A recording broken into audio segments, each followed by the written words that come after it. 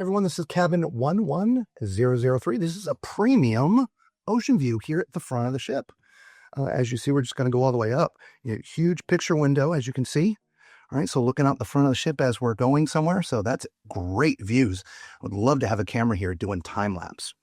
To the right of that, you have your desk, mini bar, 5 drawers. There's a table right there that nests with your little bench, lighted mirror, power standpoint, 2 US, 2 European, 2 US, 2 USB, your 2 Europeans over there. And don't forget your TV. Back behind me is a sofa that can convert to be a bed. Speaking of beds, you have your king-size bed here, or 2 twins if you want to have them separated. There is USB power on the underside of those silver things here at the headboard. You have 2 closets, one here, which is shelves, drawers, safe, and hanging. This one on this side there's no safe there. There's just some drawers and hanging.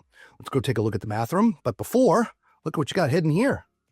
Little extra beds in here, 2 bunks, and some storage in there for whoever staying here in the bunk. So if you got some children's, this would be a great spot, guys. Look at that.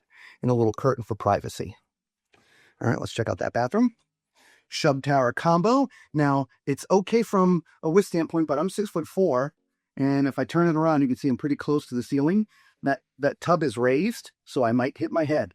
However, the toilet's in a great place for my height and plenty of width, so if you're a little on the fluffy side, that'd be pretty good. Corner sink, corner mirrors, makeup mirror, as you can see. There's some shelves right here to my right. So all in all, a good bathroom. Again, I'm not partial to the Shub Tower combo because I hit my head at my height of 6'4". Outside of that, great cabin here in the back. We'll see ya. Ciao.